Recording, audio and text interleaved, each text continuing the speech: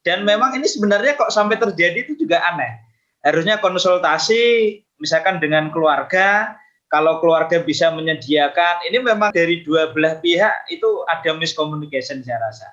Tetapi mempolisikan kejadian seperti ini juga aneh. Dan polisi kok sampai memproses seperti itu tuh kan kayak negara kita ini kurang kerjaan gitu ya. Dan itu sangat rugi sekali ketika seorang nakes kemudian masuk ranah pidana, kemudian dipenjara hanya gara-gara memandikan jenazah ya. Saya rasa ini keterlaluan ya. Harusnya polisi juga selektif dan itu bisa dikomunikasikan. Kan nggak ada orang memandikan jenazah dengan modus istilahnya kan seperti itu kan kemungkinannya tuh 0, berapa persen ya Mbak. Tagar Institut Jurnalisme dan Riset.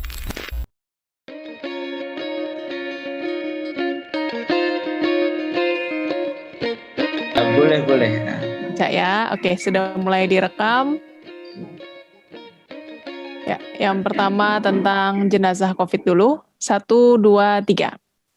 Halo Tagarians, para penonton Tagar TV dan juga pembaca Tagar ID, terima kasih tetap setia di YouTube channel Tagar TV. Hari ini kita membahas tentang 4 tenaga kesehatan di RSUD Kota Pematang Siantar, Sumatera Utara yang menjadi tersangka penistaan agama karena memandikan jenazah wanita COVID bukan muhrim.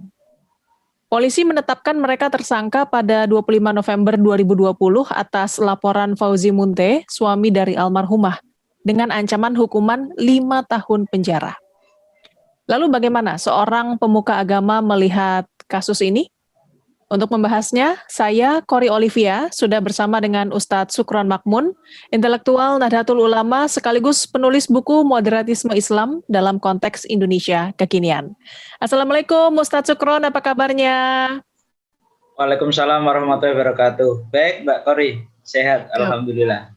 Ustadz, ini bagaimana Ustadz Anda melihat kasus ini? 4 nakes dijadikan tersangka karena memandikan jenazah wanita COVID bukan muhrim. Ya, kalau saya melihat ini sebenarnya kasus yang lucu kalau menurut saya ya. Karena memang kalau di dalam agama itu kan sebaiknya kalau yang laki-laki dimandikan oleh laki-laki, perempuan dimandikan oleh perempuan, itu idealnya. Tetapi ketika di rumah sakit maupun di tempat kesehatan lainnya ya, kalau misalkan emergensi itu ya, kalau nakes itu kan nggak mungkin harus nyari ini ya, atau mungkin masalah teknis memang sedang nggak ada perempuan yang bisa memandikan. Saya rasa nggak masalah ya, walaupun nggak muhrim ya. Kalau gitu misalkan, dan memang ini sebenarnya kok sampai terjadi itu juga aneh. Harusnya konsultasi misalkan dengan keluarga, kalau keluarga bisa menyediakan, ini memang itu dari dua belah pihak itu ada miscommunication saya rasa. Tetapi mempolisikan kejadian seperti ini juga aneh. Dan polisi kok sampai memproses seperti itu tuh kan kayak negara kita ini kurang kerjaan gitu ya. Dan itu sangat rugi sekali ketika seorang nakes kemudian misalkan masuk ranah pidana kemudian dipenjara hanya gara-gara memandikan jenazah ya. Itu saya rasa ini keterlaluan ya. Harusnya polisi juga selektif dan itu bisa dikomunikasikan. Kan nggak ada orang memandikan jenazah dengan modus istilahnya. Kan seperti itu kan sangat kemungkinannya tuh 0, berapa persen ya Mbak Korea. Iya, karena kan kita juga melihat ya ini kan lagi situasi gawat pandemi gitu. Sepertinya tidak bijak ya memperlakukan tenaga kesehatan seperti itu ya, Ustadz. Iya, sangat tidak bijak ya. Harusnya memang idealnya kan ya rumah sakit misalkan memberitahu ini begini ya. Atau memang nggak usah diekspos ya. Memang itu sudah kita mandikan secara syar'i atau memang anak saya kemarin misalkan yang terakhir meninggal ya. Itu ya udah Pak, ini anak Bapak udah dimandikan tapi ya mandi belum syar'i, nanti kalau mau dimandikan secara syar'i lagi silahkan, kan seperti itu. Dan seandainya ada keluarga dimandikan oleh nakes itu kan kita harusnya ya terima kasih. Iya, Ustadz Sukron, seorang dosen di UGM meminta Kapolri membebaskan 4 nakes tersebut? Karena menurut dia sudah terjadi kriminalisasi tenaga kesehatan. Kalau menurut Anda bagaimana, Ustadz?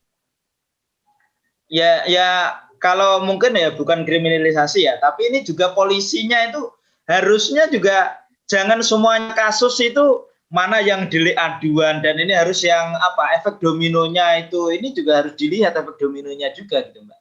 Jangan asal laporan kemudian ini dan itu kan harus misalkan kalau sampai di persidangan misalkan nanti ada tim ahli apakah itu secara agama itu menyalahi aturan agama atau tidak. Saya rasa kalau untuk keadaan darurat itu ya nggak harus. Misalkan nggak mahram ya. Kayak misalkan saya punya istri ya, ketika keguguran misalkan ditangani oleh dokter, saya tidak harus nunggu dokter itu harus perempuan. Kalau memang ada perempuan kita bisa milih, kita milih. Tapi kalau nggak ada, dokter itu kan sudah terikat sumpah, misalkan.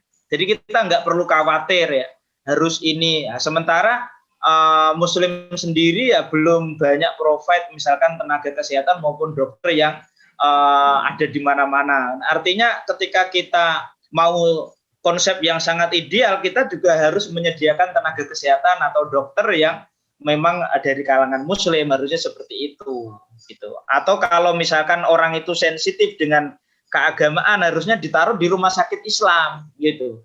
Jangan di rumah sakit daerah atau ini yang notabene-nya itu tidak semuanya dokternya itu Islam gitu. Nah, kalau menurut Anda sendiri Ustadz, kasus di Pematang Siantar ini sebaiknya gimana nih penyelesaiannya? Ya harusnya kan diselesaikan secara kekeluargaan ya. Dan itu sudah terjadi. Ini kan malah kasihan mayatnya ya. Dan keluarganya ini kok aneh gitu. Sampai mempolisikan tenaga kesehatan ya. Maksud tenaga kesehatan tadi saya katakan tidak mungkin lah, kalaupun ada kemungkinan tuh 0, berapa persen. Nah orang mau modus apalagi udah mayat gitu kan ya tidak mungkin. Itu memandikan ya murni memandikan. Saya rasa nggak seperti itu. Mungkin Anda ada saran untuk suami dari pasien wanita yang meninggal itu yang sudah melaporkan nakes tersebut? Ya lebih baik itu mencabut ya. Ya kalau memang enggak kan nanti tenaga kesehatan juga bisa banding kan. Kalau punya kuasa hukum malah dia bisa digugat balik. Seperti itu. Iya, ini memang luar biasa ya, karena kita bisa tahu kan tenaga kesehatan tuh barisan terdepan dalam penanganan COVID nih ya. Lalu banyak faktor kenapa bisa ada kejadian di Pematang Siantar itu kan ya. Iya. Nah ini kalau menurut Ustadz sendiri gimana sih seharusnya masyarakat mengerti situasi sulit yang dihadapi para tenaga kesehatan? Ya masyarakatnya harus bijak, ini keadaan darurat ya. Itu tadi kalau nyari yang ideal ya harusnya kalau memang ya harus ke rumah sakit Islam ya. Biasanya rumah sakit Islam swasta itu kan juga mahal. Nah, kalau pengennya di rumah sakit daerah ya ikutin itu yang ada di rumah sakit daerah atau di rumah sakit umum kan tentunya tidak bisa provide dokter-dokter atau nakes yang semuanya Islam ya. Tentunya di situ warna-warni ya, agamanya berbeda-beda. Ya harusnya legowo gitu. Baik, ini pertanyaan terakhir Ustadz, mungkin sebagai closing statement Anda sampaikan lagi terkait kasus ini Ustadz. Ya memang saat ini ya kayak di Sumatera Utara, kemudian kayak misalkan di Sumbar, di Aceh itu memang lagi ada gejala orang lagi ingin beragama secara kafah gitu. Padahal nggak mungkin orang beragama secara kafah itu ya susah lah. Baik Ustadz Sukron, terima kasih untuk waktunya Ustadz, sehat dan sukses selalu ya Ustadz ya. Terima kasih Mbak, sama-sama. Tagarians, demikian perbincangan saya bersama Ustadz Sukron Makmun, intelektual Nahdlatul Ulama sekaligus penulis buku Moderatisme Islam dalam Konteks Indonesia Kekinian. Subscribe YouTube channel Tagar TV dan klik loncengnya juga untuk mengikuti video menarik membahas topik terhangat hanya untuk Anda. Saya Kori Olivia, Tagar TV.